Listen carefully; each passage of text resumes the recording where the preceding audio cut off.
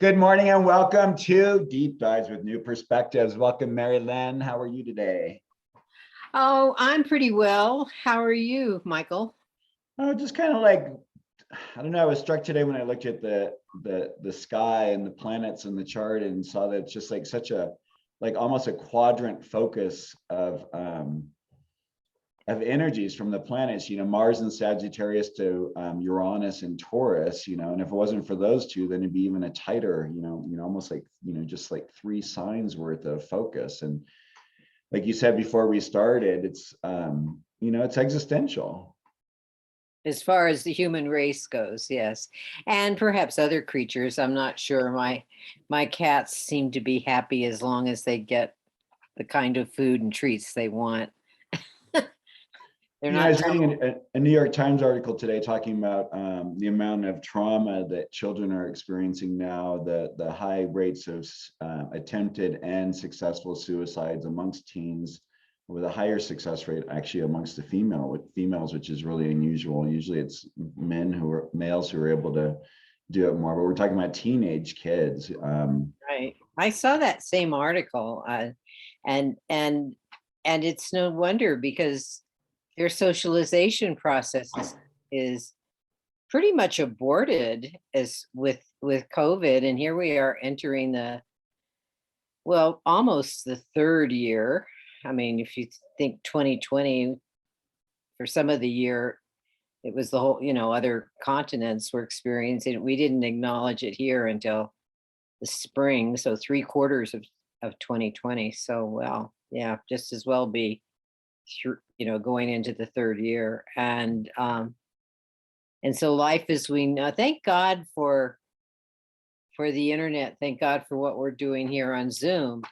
But when you think about your childhood, could you imagine having to grow up and communicate other than with your immediate family, having to communicate with this?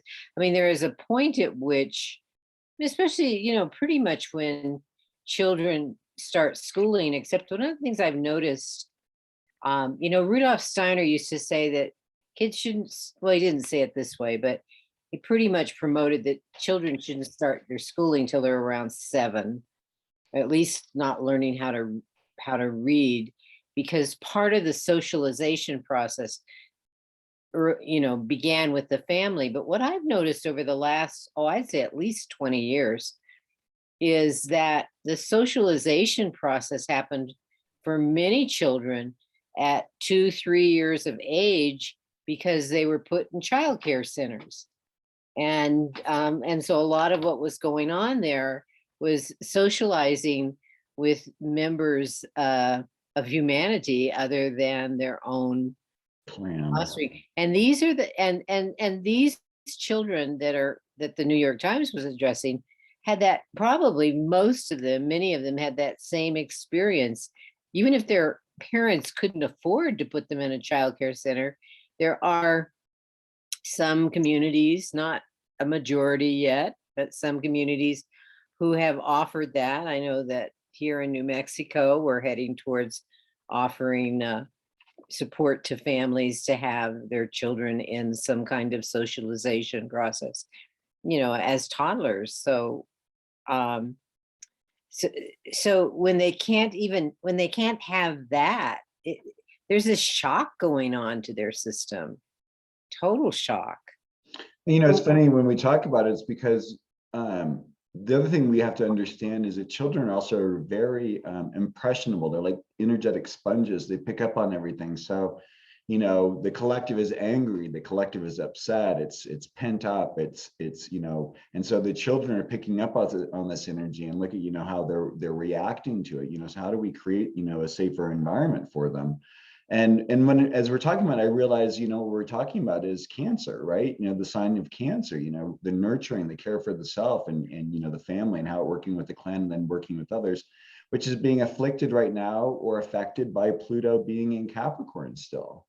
So all those things, look at what, as Pluto's gone through Capricorn, like what it's been doing with families. We're seeing more and more of us who are choosing to not be in contact with family members over philosophical, political, religious, spiritual concepts, which really didn't happen much before, you know, the 21st century.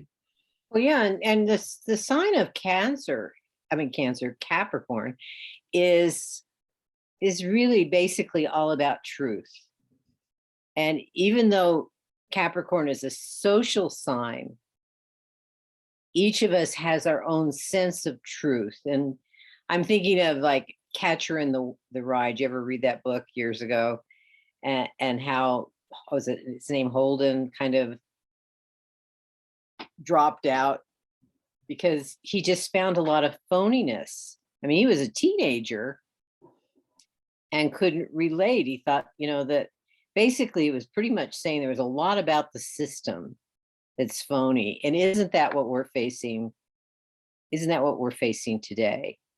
Well, look at just like what's going on in our political field, you know, as far as like, you know, the fact that we're allowing due process for the individuals involved in January 6th, as opposed to calling it treason and hanging them by their necks, like which would have been done, you know, almost any time prior to this. Oh, I know that is such a sham. That is such a sham. And somehow Pluto, I think, is bringing that up. It's sort of like the last judgment kind of thing. It's sort of saying, look, America, look, you've got significant numbers of people who are supporting lies and their own sense of reality. And they're not really facing the whole picture. Or they're looking, and I think we talked about last week, but that movie called Don't Look Up. But it's like, you know, this thing of like where there are now politicians who are just simply sharing these ideas because they want it for their political success, as opposed to the benefit of our country. Our democracy is being undermined right now in many ways. And it's so funny that here's this right wing, you know, we don't want things to change, but actually what they're doing is they're actually undermining democracy in a really scary way. But the good news is they are the minority. And so like you just said, you know, it's kind of a last shout. You know, it's like, hey, how do we hold on to this grapple? Because the truth is that they have been planning for a very long time how to do what they're doing. The bad news is they're just at the point of almost getting in that. The good news is their numbers have decreased enough that there are a lot of other, you know, people who don't look at life in that same limited manner. Yeah, the Republican Party has had some, hate to use this word with them, some brilliant think tanks in terms of manipulating people's psyches. And I'm not sure. I mean, I used to think that maybe the Democratic Party at least cared about people a little more, but I'm not so sure about that. But I think everyone's too. I mean, it's interesting because I actually was having a conversation with my father about this morning, and it's like, you know, you go in as, you know, you might go in on a ticket of idealism and an understanding that you want to come in and bring change, but basically you go into office and you're realizing you're stuck in another whole level of hierarchy. You know, that you have to pay your dues, that you can't, you know, you're not going to get your ideas presented no matter how good they are, you know, in the first, you know, couple of years. You're going to, you know, you're going to be belittled, you're going to be humiliated. I mean, I think of that cartoon a senator made of Ocasio. I mean, how is that even remotely acceptable? That man should have to resign his position for even putting something like that out into the public. so I can't wait for Pluto to go into Aquarius and liberate us from some of this You and old. I are going to be liberated. Surely it's going to hit our sons. I mean, well, you've got a lot of Capricorn energy too, though, you know, but this is such old stuff. And, you know, Aquarius can offer us, not that it has a definitive answer, but it does invoke the search for a greater truth, for something that is freeing. And also, well, you know, we often use the word inventive or innovative, you know, because of the mechanical nature. Aquarius loves its devices. It understands but systems, whether they're an but object like a clock or large organizational human right, systems. right. But when it comes to human life, when it comes to any kind of life, it it it wants to free it. It wants it to blossom. It wants it to bloom. It it it even suggests that it may change. I'm thinking of symbols like a butterfly with three wings, and Mm. there's there's transmutations available, and God knows the human race in the, if we go to climate change, um, mutating in some ways may be advantageous. And understanding we're all in it together, regardless of our class, regardless of our where we live on the planet. This is going to be affecting us all. And I think the interesting thing, though, what I get concerned about too is one thing that's very quirky about Aquarius. Aquarius wants to embrace all those wonderful ideas, but for each Aquarian, they want to do it in their own time and in their own particular way. Right? That's something we have to really acknowledge about, so Pluto in Aquarius is going to be very interesting because it's Pluto, old world Hades, with his father Kronos, Saturn, the ruler, and the grandfather Uranus as the ruler too in Aquarius. So it's like, here is this, patriarchy of looking at things in a certain way, but also the understanding that it's like, dismantling things. You don't necessarily want to go in there and just explode, blow something up. You might want to go in there and just remove a few bricks and replace them with a sturdier brick, right? That's kind of like the benefit of the Aquarian archetype. But if you just go around going, hey, you know what, I don't like that system, I'm just going to blow it up, it doesn't really quite serve the objective. It's fun to watch.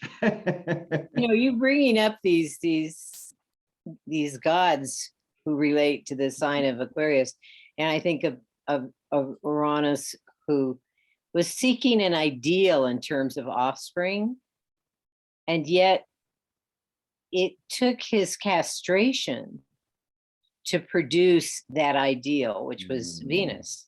Venus, right.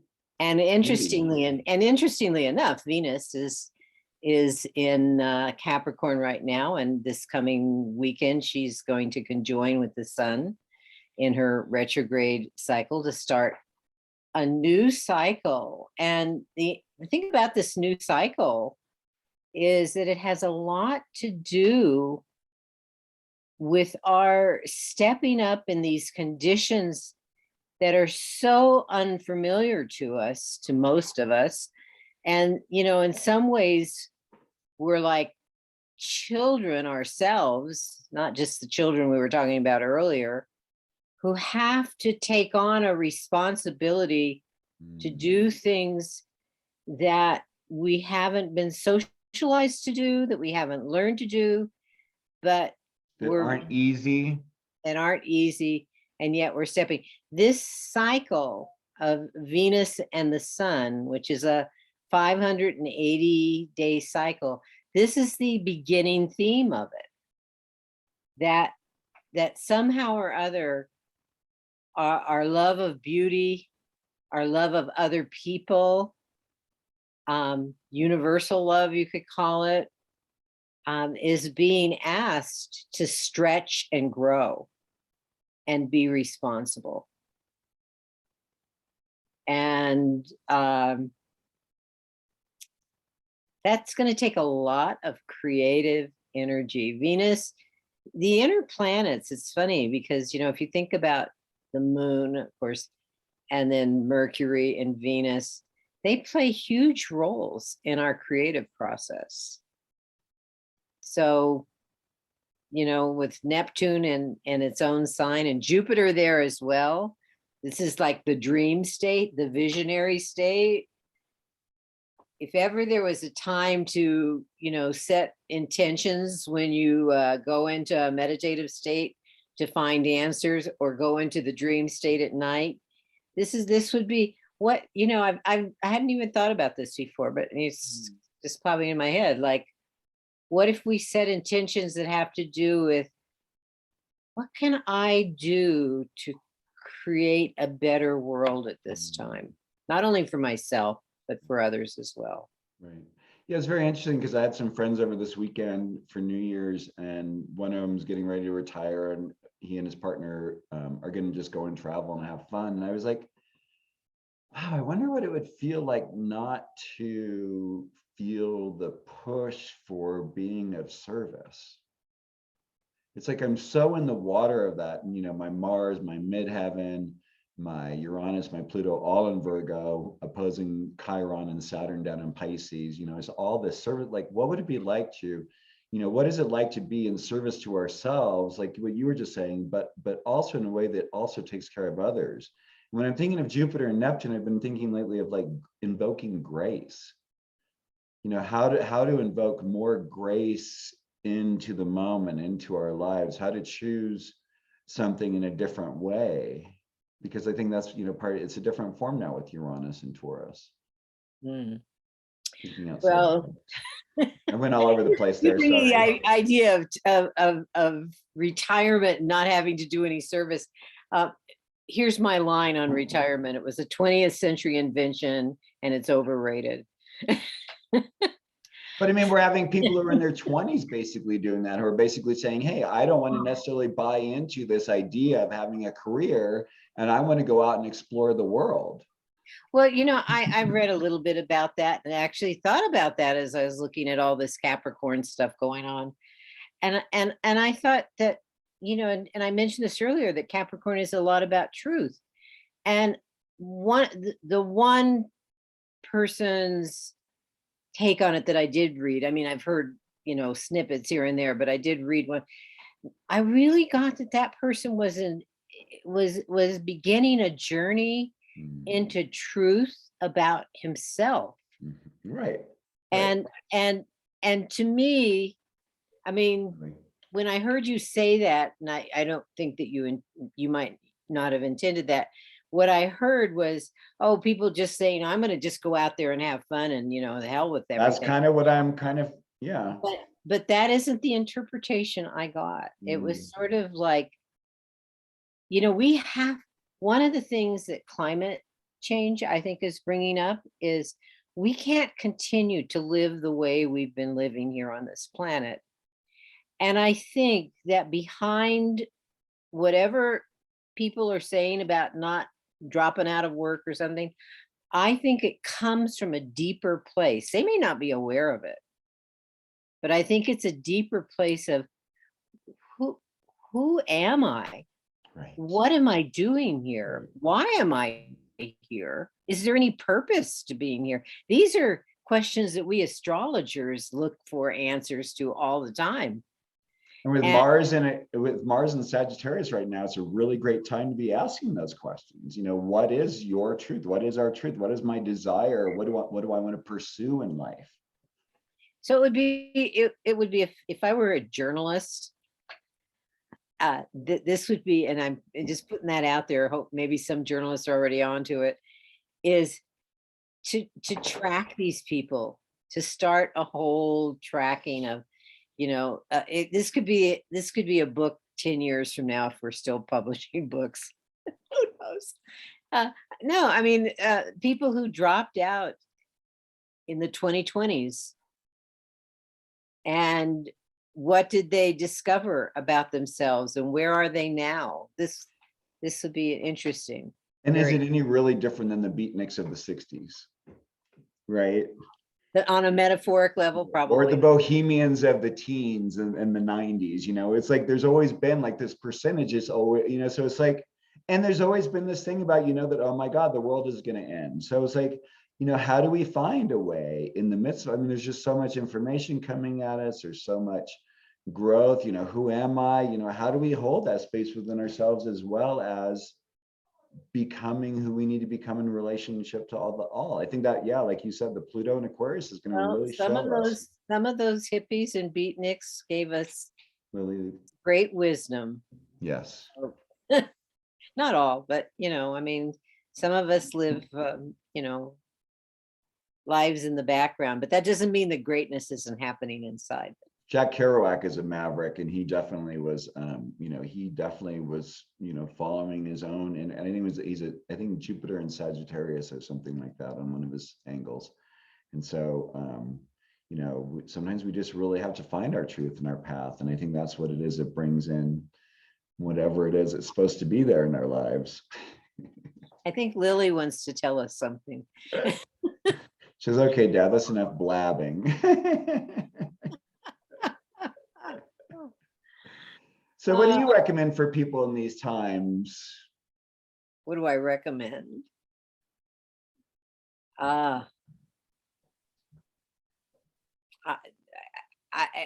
That's generic. The first thing that comes to my mind is enjoy nature. I mean, we had this beautiful snowstorm for the new year. And then to have it, you know, after the clouds left, the brilliance of whiteness and blueness. We're so blessed here in the Sangre de Cristo Mountains, the blood of Christ. So letting in the beauty, there's that Venus, you know, Venus retrograde right now, which is really necessary, going over the sun, you know, how we can get our vitality, how we can, you know, seek what it is that we need to bring out in ourselves and change, and valuing that which gives us nourishment. We've been so blessed with a level of abundance for so long. And, you know, maybe there are ways that we can give thanks.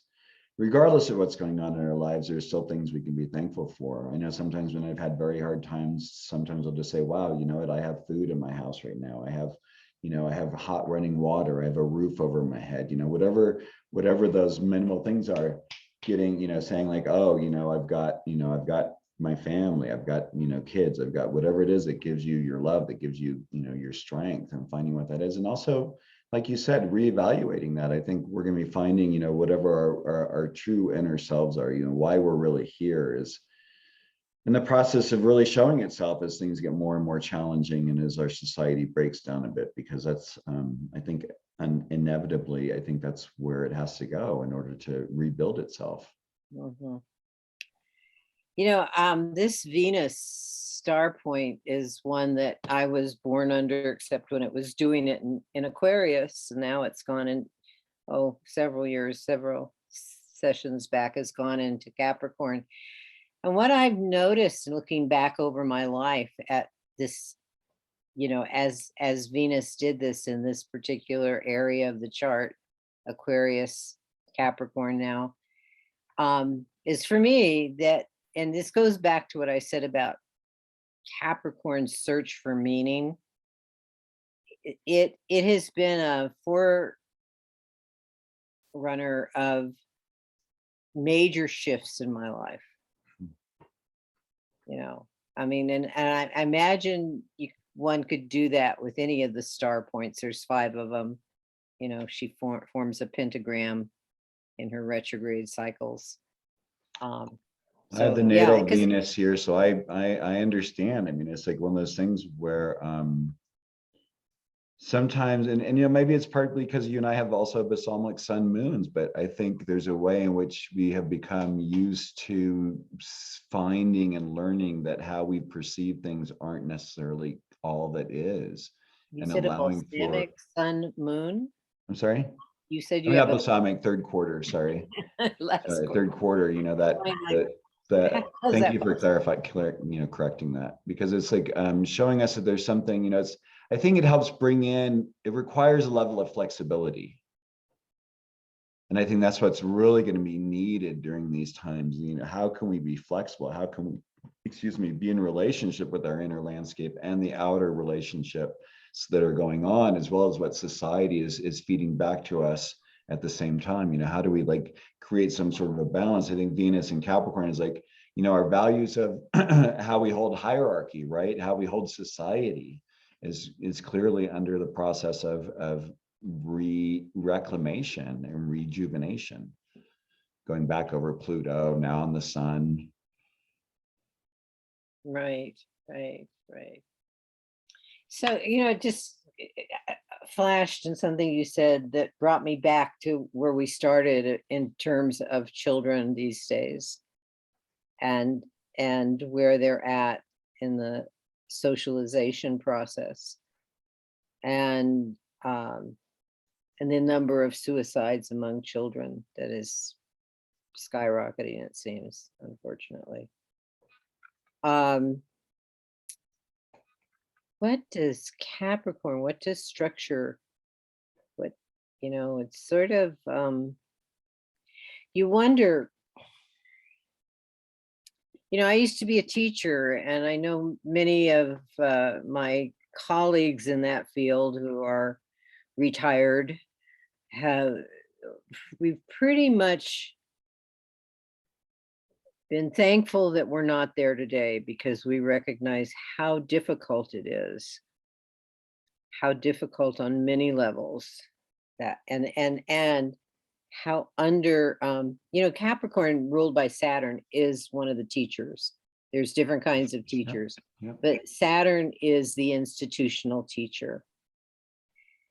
And what I'm wondering is, would it really be, what is worse, catching COVID and maybe dying young, or living in fear? No, not living in fear, living with interactions that one hungers for. Living in the place of longing for real human connection, but being unable to. Yeah, but what I'm not saying unable, I'm saying, what if there is a choice? I'm not advocating this, I'm thinking it. I'm thinking, the psychological harm that's going on now versus the physical harm. Oh, I see what you're saying. Okay. Being exposed. Right. Right. And this is also a byproduct of the Aquarian age too, this level, having this interesting level of separation, yet finding a level of other interconnectedness. And we can see, we're social beings, and it doesn't, it doesn't mean, what we're finding in these days is like, from doing all these Zoom meetings, from doing these Zoom talks to the people, that this only goes so much. It activates like the head and everything. It doesn't, like, all the rest of our body doesn't seem, even though we can see it, that it isn't being interacted with in that way. You can't like reach your hand over and touch a shoulder or the knee of a friend that you really care about when they're telling you something very, very deep. Right. No, I'm talking, and I'm not advocating. I'm just saying that if children were allowed to be together in the way that their nature directs them, the difficulty becomes more, and I've heard other teachers say this, very seldom do we hear on the news anything about the protection of our teachers. Right. Or our nurses, or our doctors, or our EMTs, or our parents, right? For that matter. And if you go to Peanuts, Charles Schultz, teachers are other mothers.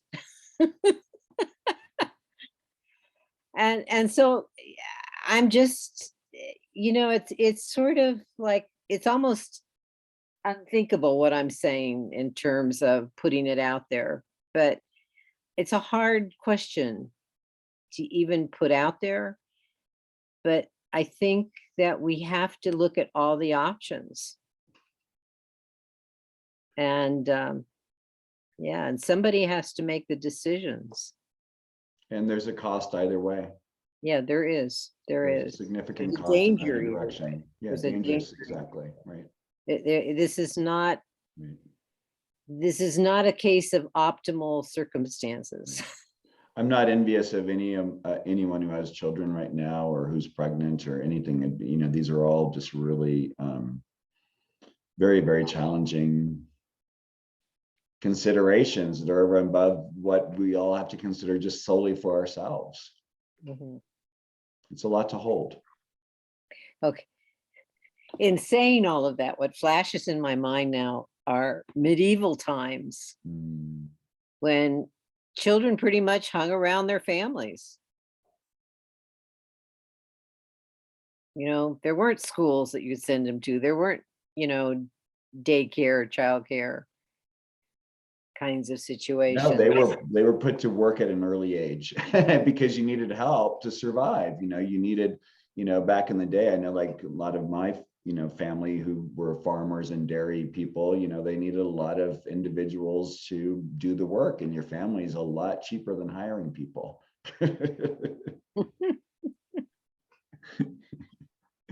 All right, well, I think that's enough talking for today. All right. Yeah, well, these are very, these unusual times generate all sorts of questions, I do. thoughts. So thank you, Michael. How Happy can New you be Year. reached? How can you be reached? People can find me at coremichael, COREMICHAEL.com. And you, Merrylin? And me at moonwiseastrology.com. And so blessings to everybody, Everyone. and you, especially for the new year, Michael. Thanks, and you as well, Merrylin. Honor to work with you. Take care. Okay, bye-bye.